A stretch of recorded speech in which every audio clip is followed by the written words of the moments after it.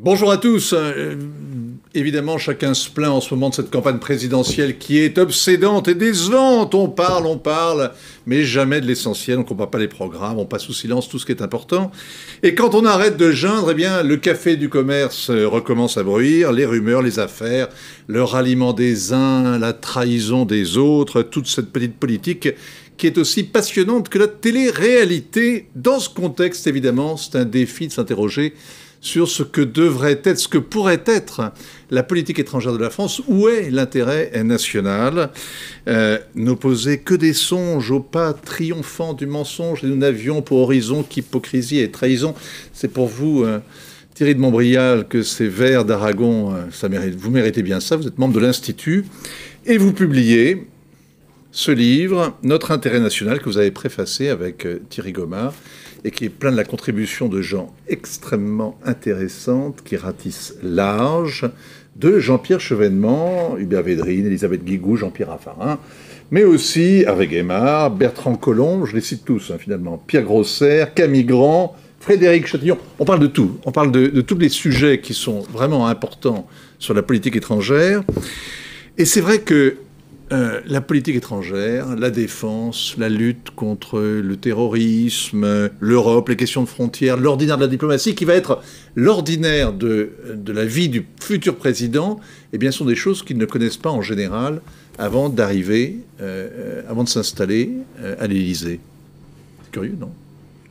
C'est curieux, mais c'est habituel. Vous savez, il faut savoir que le président de la République passe plus de 50% de son temps à la politique internationale. Bon, nous allons élire quelqu'un qui va passer la moitié de sa vie professionnelle à s'occuper de politique internationale. Mais alors, pendant la campagne, c'est traité au mieux comme des questions de cours, et au pire, en général, c'est traité par-dessus la jambe.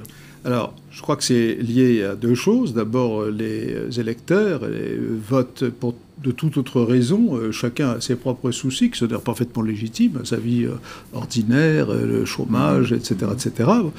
Et puis, il faut bien voir que les candidats, en général, pas seulement en France, ne connaissent rien ou très peu à la politique internationale avant d'être élus. C'est partout comme ça? Dans les démocraties libérales, oui. Bon. Si vous permettez, par exemple, si vous prenez quelqu'un comme Schröder, qui était un grand chancelier, qui passe pour un grand chancelier, qui a transformé le Parti socialiste. Avec son agenda 2010. Avec son agenda 2010, etc. Mais dans les 2 premières années, il était absolument nul en politique étrangère. Il s'est rattrapé depuis, parce que maintenant il est l'homme des Russes. Voilà. Moi, mon estimation, c'est qu'il faut 2 ans à un président ou un chef d'État, de gouvernement, pour apprendre le métier. Mais là-dedans, vous dites que Giscard a mis 5 ans avant de comprendre la problématique du nucléaire. Alors évidemment, si vous posez la question à Giscard, il ne serait pas très content sous cette forme, mais il est vrai qu'il a été élu avec une connaissance assez approfondie des questions économiques internationales. Et l'expérience de l'État, quand même. L'expérience de l'État, oui, mais économique, mais il le reconnaît lui-même, d'ailleurs. Sur les questions régaliennes, les grandes questions régaliennes et de sécurité, il l'a mis assez longtemps. Alors on parle de vous, vous êtes académicien, ça suffit comme carte de visite. Sans être immortel, vous avez passé l'âge d'être présenté, bien qu'il y ait maintenant des gens très jeunes qui suivent, paraît-il, cette chaîne. Alors il faut dire que vous êtes grand... Vous parlez de la présidence de la République, là. Oui, vous êtes grand croix de la Légion d'honneur? Non, seulement commandeur. Commandeur, oh, je suis désolé, pardon. Ça viendra. Mais vous avez des tas d'autres décorations.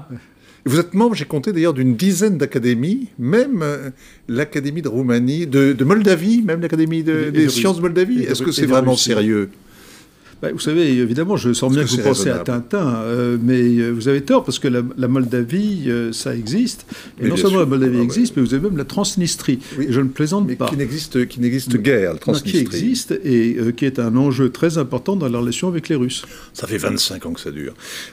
Tout ça, vous êtes l'auteur d'une trentaine d'ouvrages, tout ça est un peu écrasant.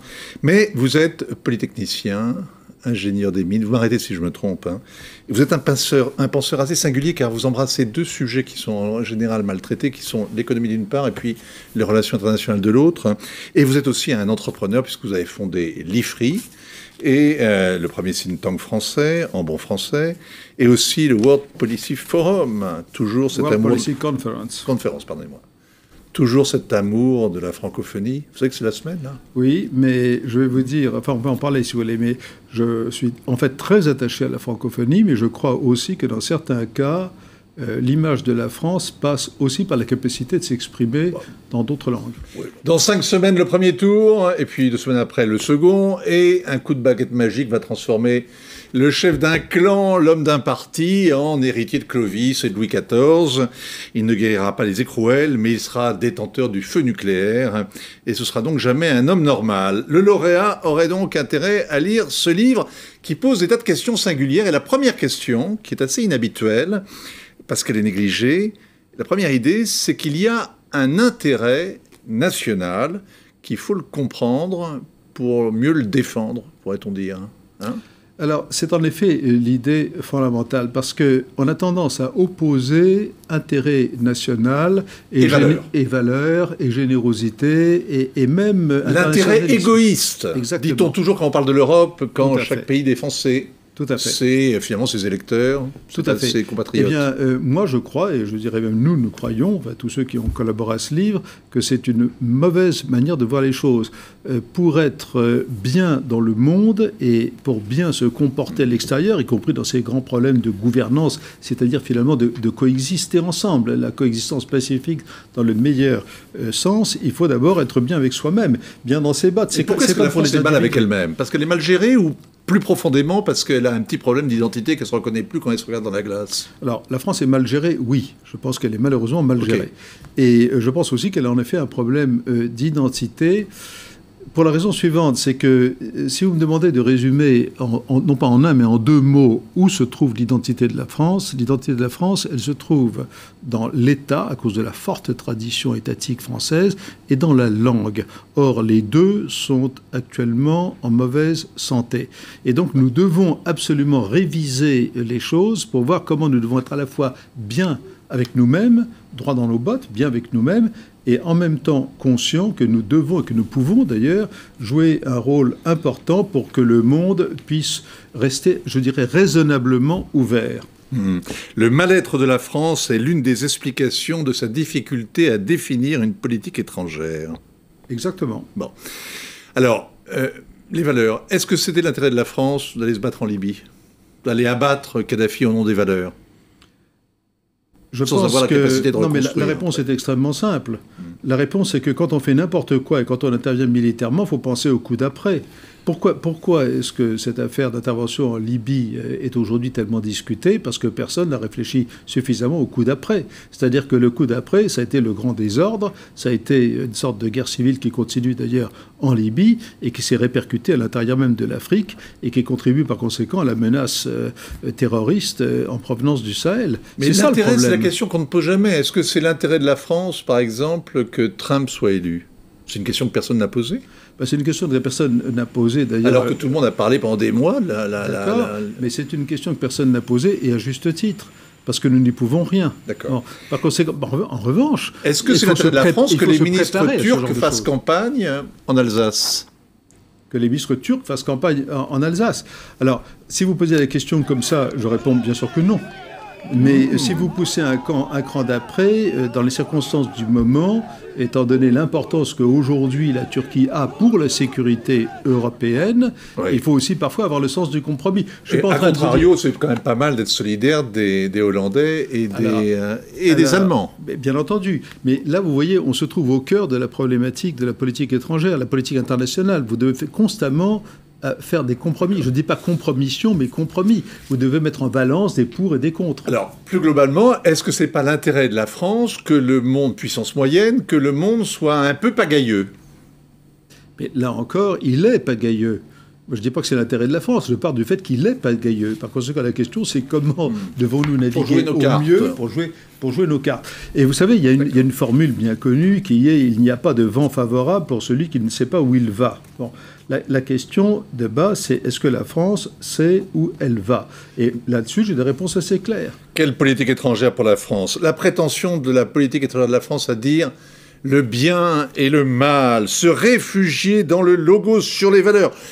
En fait, on a surtout l'impression, quand on suit ça au jour le jour, que les dirigeants français ont plutôt tendance à prendre une posture avantageuse auprès des dirigeants étrangers, à prendre un air martial sur les champs de guerre. Tout ça est bon pour l'électorat, tout ça est bon pour l'image à l'intérieur, non? Vous avez tout à fait raison. Moi, je dois dire que je souris Je souris d'ailleurs plutôt tristement, car le sourire peut être triste, quand j'entends dire que monsieur tel ou tel candidat renforce sa stature présidentielle parce qu'il va tout simplement dans un pays et qu'on veut bien lui octroyer un rendez-vous. Ce n'est pas ça la posture internationale, et de faire des discours.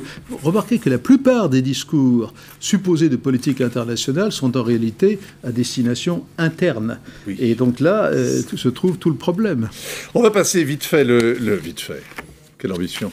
Le monde, l'actualité en tout cas en revue. Et on va commencer avec la grande peur dans le plat pays et le résultat des élections générales aux Pays-Bas. Avec la proportionnelle intégrale, le gouvernement est forcément le fruit d'accords âprement négociés entre 28 partis en lice.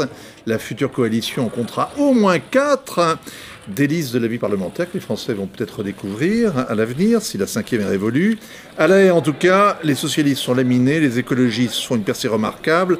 Les partis pro-européens sont confortés. Vous voyez comme ils se sourient, en tout cas, les ennemis d'hier, quand ils sont à la petite réunion qui, après les élections, organise finalement la vie parlementaire. On voyait donc le Premier ministre Rutte à côté de son ennemi irréductible, Geert Wilders, qui a raté son pari. Et c'est ce que tout le monde regardait pendant cette élection. C'était la façon dont le leader de cette droite qui vomit l'Union européenne et qui vomit encore plus le Coran et les musulmans, eh bien, son parti a progressé, mais il n'est pas arrivé premier.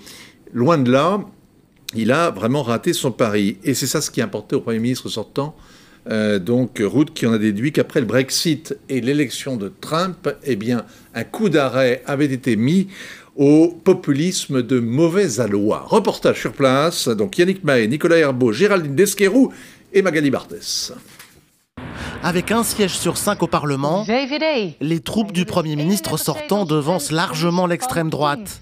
Mark Rutte, probablement remis en selle pour un 3e mandat, est attentif à ne rien céder sur la sémantique à ses adversaires. Cette nuit, après le Brexit, après les élections américaines, les Pays-Bas ont dit stop à une mauvaise forme de populisme. Le bon et le mauvais populisme. Le bon, ce serait celui du parti au pouvoir, qui au cours de la campagne a musclé ses propositions sur les migrants. Arrêtons de dire qu'à chaque problème, la solution c'est l'Europe. Ça veut dire qu'il faut plus de contrôle. Oui, des contrôles aux frontières extérieures, surtout avec tous ces migrants d'Afrique du Nord. Le mauvais populisme, ce serait donc celui de Geert Wilders, le pourfendeur de l'islam, qui compare le Coran à Mein Kampf. Son parti des libertés est arrivé 2e du scrutin. Monsieur Rutte parle de bon, de mauvais populisme. Mais moi, je ne suis pas populiste. Surtout, il ne s'est pas débarrassé de moi. Le printemps des patriotes ne fait que commencer. Et on verra si on a besoin de nous pour une coalition. Et si ce n'est pas le cas, vous ne serez toujours pas débarrassé de nous.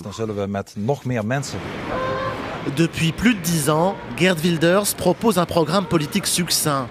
Interdire l'immigration musulmane et fermer les mosquées. La rhétorique islamophobe plaît, alimentée par l'arrivée de 20 000 Syriens l'an dernier aux Pays-Bas. J'ai voté pour Wilders pour que le pays soit plus tranquille, plus en sécurité. Ça ne peut plus durer que les gens soient menacés dans la rue par des gangs de jeunes Marocains. Marine Le Pen se débrouille très bien. J'espère qu'elle sera la prochaine présidente. Ça me rendrait vraiment très heureux. Ils sont sur la même longueur d'onde avec Geert Wilders.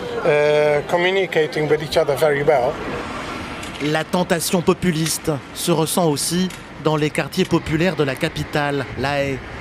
Bienvenue dans une ancienne église de la périphérie, reconvertie en restaurant par un Hollandais d'origine turque, très nostalgique. Les minorités ne se sentent plus chez elles désormais.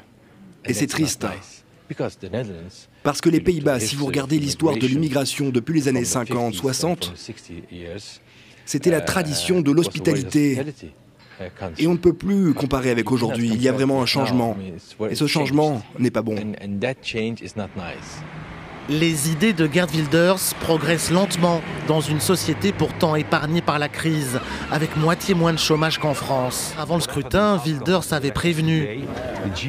Le génie ne retournera pas au fond de sa bouteille. Geert Wilders, battu hier, mais persuadé d'être le vainqueur de demain. Alors le bon populisme, et je vous pose la question à vous qui incarnez ici le bon élitisme, pourrait-on dire. Vous êtes l'incarnation parfaite, finalement. Le Trumpisme. Alors, comme en Pologne, comme en Hongrie, aux Pays-Bas, on voit bien que la ligne de front a basculé. C'est plus droite contre gauche, c'est finalement pour ou contre la mondialisation, pour ou contre l'Europe, pour ou contre l'immigration, et pour ou contre surtout l'islamisation. Vous voyez, le problème toujours, c'est celui de l'excès. Il est extrêmement facile, au nom des valeurs, des idéaux, etc., d'être pour les réfugiés, l'immigration, l'islam, etc., etc. Tout ça est une question de proportion, parce qu'à partir d'un certain degré, si les choses évoluent trop vite, ça provoque, j'ai envie de dire, génétiquement, des réactions négatives. Le pape lui-même a évolué. Vous l'aviez entendu, le pape François, qui n'est pas soupçonnable, avait commencé par faire un discours extrêmement généreux. Il a commencé avec un discours argentin, maintenant il a un discours plus italien. Il a d'abord fait un discours pour dire que l'Europe devait être plus généreuse, etc. Oui. etc. Puis il a compris qu'au-delà de certains points, on provoquait forcément des réactions hostiles.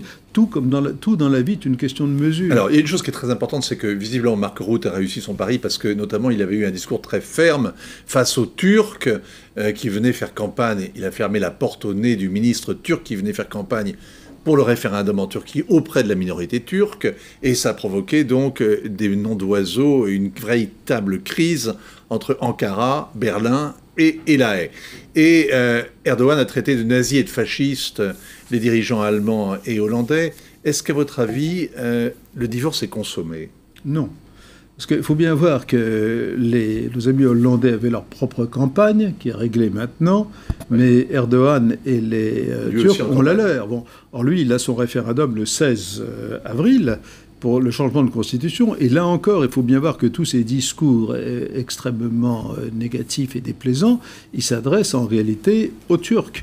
Oui, et c'est ça le grand problème aujourd'hui. Et là, on voit bien que c'est lié un peu à un aspect de la mondialisation, les médias, etc., les médias sociaux, je veux dire Internet, c'est que des discours sont adressés en fait à des populations locales, mais en réalité, ils sont entendus par le reste du monde. Est-ce que vous n'avez pas l'impression quand même que depuis 10 ans, depuis qu'il est aux affaires finalement, plus de 10 ans, depuis le début des années 2000, Erdogan tourne le dos réellement, finalement, à tout ce qui fait, notamment la volonté de se débarrasser de l'Europe, de tout ce qui est les restes du nazisme ou du fascisme, le souvenir même. Et donc, il traitait les Allemands de nazis, c'est bien montrer qu'on n'a rien compris au projet européen, non ? Alors, le problème, à mon avis, de Erdogan, c'est que c'est un homme qui est culturellement assez fermé. Il ne parle d'ailleurs aucune langue étrangère. Et il est un petit peu dans sa bulle. C'est un homme fort, mais qui est dans sa bulle. Contrairement à Poutine, par exemple. Poutine parle allemand, il a appris l'anglais, etc. Bon. Et c'est ça qui me paraît le plus inquiétant. Pour prendre le monde tel qu'il est. Il faut prendre le monde tel qu'il est. Bon, donc, et accepter comme interlocuteur ceux qui comptent, ceux qui existent, non pas ceux qu'on voudrait avoir à sa table. Qu'est-ce qu'on fait avec Erdogan et avec la Turquie ? Quel est l'intérêt de la France face à la Turquie ? L'intérêt de la France face à la Turquie, il est extrêmement simple. C'est d'abord un intérêt de sécurité, parce que si Erdogan tourne le dos aux engagements qu'il a pris vis-à-vis, pas seulement de la France, vis-à-vis de l'Europe, nous nous retrouvons avec des millions de réfugiés. C'est aussi simple que ça. Bon, vous ne pouvez pas compter sur lui pour faire, en quelque sorte, le tri. Et c'est ce qu'il fait actuellement. Oui, il va continuer. Actuellement, la Turquie a plus de 3 millions sur son sol de réfugiés, en provenance principalement de Syrie. Et si aujourd'hui M. Erdogan le décide, nous nous retrouvons tout de suite, immédiatement, avec des centaines de milliers de réfugiés et qui rompent toutes les digues. Et ça intéresse l'Allemagne et ça nous intéresse tous. Donc notre intérêt national. Thierry de Montbrial, on pourrait parler avec lui pendant toute l'après-midi, toute la journée, c'est ça qui est extraordinaire, au moins, et on n'a pas passé du tout le monde en revue. Mais bon, et vous pouvez lire, donc chez Odile Jacob, c'est sous la direction de Thierry Montbrial et de Thomas Gomard, Notre intérêt national, avec de multiples participations de gens très éminents et très intéressants. Politique étrangère, décomposition démocratique, ça vient de sortir, c'est la revue, je ne vous la donne pas. Et puis enfin, Parole d'immortel, je l'ai sorti, c'est pour vous, c'est réédité, François Léotard, Patrick Wageman, les plus beaux discours entendus sous la coupole, c'est paru chez Jean Picolec, un breton. Merci à vous, Thierry de Montbrial, et ainsi va le monde. Et l'info continue sur la chaîne Info.